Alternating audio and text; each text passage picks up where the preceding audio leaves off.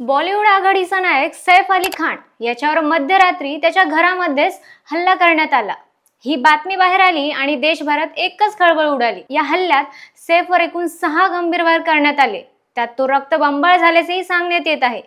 या हल्ल्यामागे काळवीट शिकारमुळे दुखावलेली बिश्नोई गँग की मुलाचे नाव तैमूर ठेवल्याने नाराज असलेले धार्मिक कट्टरवादी आहेत का, अशी कुजबूज सुरू झाली आहे। नमस्कार, मी शुभांगी आणि आपण पाहत आहात देदनका। गुरुवारची मध्यरात्री वांद्रे परिसर तसा उच्चभ्रू एरिया जवळपास सर्व सेलिब्रिटी मुंबईमध्ये याच भागात राहतात, त्यामुळे कायम हा भाग चर्चेत राहतो। कारण याच भागात काही दिवसापूर्वी मोठे राजकारणी बाबा सिद्दीकीची गोळ्या घालून हत्या करण्यात आली। वादग्रस्त अभिनेता सलमान खानही इथेच राहतो, त्याच्या घरावरही काही दिवसांपूर्वी गोळ्या चालवण्यात आल्या। आणि अशातच गुरुवारच्या मध्यरात्री सैफ अली खान आणि करीना कपूर यांच्या घरात घुसून हल्लेखोराने रात्री 3 वाजता सैफवर हल्ला चढवला। रात्री 3 वाजता घरामध्ये काहीतरी आवाज येतोय म्हणून सैफ बेडरूमच्या बाहेर आला, तेव्हा त्याच्या घरातील केअरटेकर लिसा हिच्याशी हल्लेखोराची झटापट सुरू होती।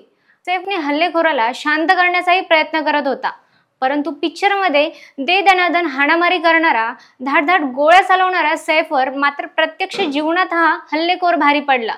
त्याने जोरदारपणे सैफवर चाकू हल्ला केला। हल्लेखोराने सैफवर एकूण 6 वार केले, त्यातील एक वार मानेजवळ झाला असून त्यात जवळपास 10 इंचाची गंभीर जखम झाल्याचेही सांगण्यात येत आहे। त्याचबरोबर मणक्यामध्ये वार होऊन चाकूचा तुकडा मध्ये अडकला होता। सैफवर हल्ला झाला तेव्हा त्याची पत्नी करीना कपूरही घरी नव्हती, तर ती एका पार्टीला गेली असल्याची चर्चा आहे। रात्री 3 वाजता सैफची पहिली पत्नीचा 23 वर्षीय मुलाने सैफला लीलावती दवाखान्यात ऍडमिट केले होते। सैफच्या घरामध्ये जाण्यासाठी स्वतंत्र लिफ्ट आहे, ही लिफ्ट कार्ड शिवाय ओपन होत नाही। मग हा हल्लेखोर घरात कसा घुसला? केअरटेकर लिसा सोबत त्याचा काय वाद सुरू होता? घरात कोणीतरी घुसले आहे हे कोणालाच कसे कळले नाही? या हल्ल्याचा तपास एन्काउंटर स्पेशलिस्ट अधिकारी दया नायक करत आहे। मग या मागे बिश्नोई गँग तर नाही ना?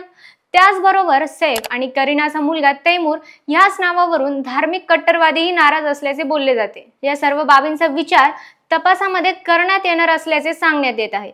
सदरील हल्लेखोर हा दादर भागात असल्याचेही बोलले जाते। सैफवर हल्ल्याप्रकरणी अनेक प्रश्न निर्माण झाले आहेत। पुढील अपडेट मिळवण्यासाठी देदनकाला लाईक, शेअर आणि सबस्क्राईब करायला विसरू नका। धन्यवाद।